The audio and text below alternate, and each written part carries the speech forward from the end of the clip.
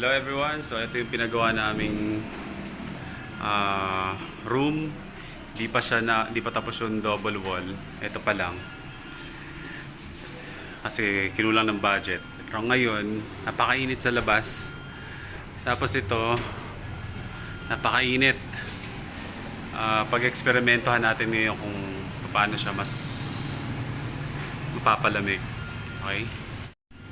So, tatakpan natin yung dalawang panel na pero magkaiba ng style. Titingnan natin kung alin yung mas nakakapag pawala ng init sa loob.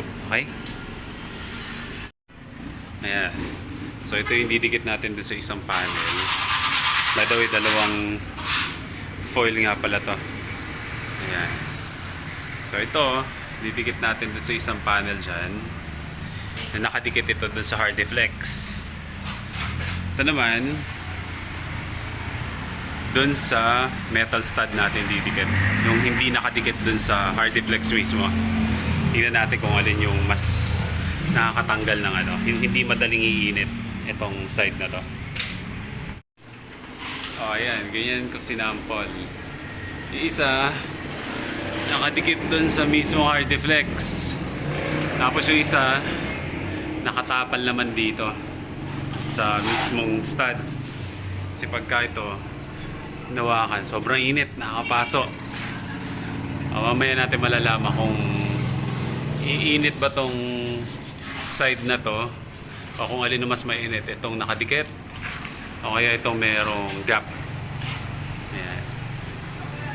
Pero tingin ko mas maganda kung nakaganito.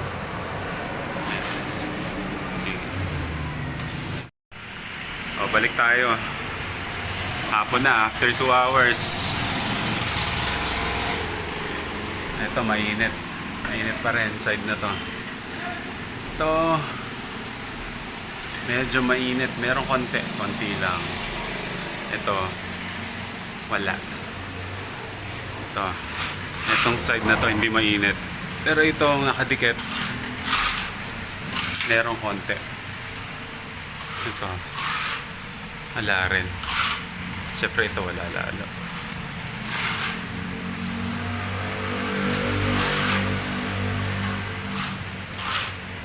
So alam na natin. Okay. So iyon, parang ganun pa rin kagaya ng kaninang tanghali. Ito merong konting init. Ito talagang wala. Katpat ito. Hindi tumatagos yung init doon dito sa dalawa na to. So ganun na rin ang gagawin natin dito. Kasi nakikita ko karaniwan ginagawa. Yung foil nakadikit dun sa bubong, tapos dito yung walang foil nakaharap sa akin.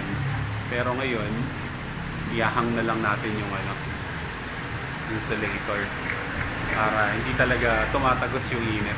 Kasi kung ganyan, tas tatagos din, di ba? Yun nga yung purpose nun eh. So mas maganda tingin ko yung ganitong setup. Ganito. Hindi nakadikit dun sa mainit na part. Okay?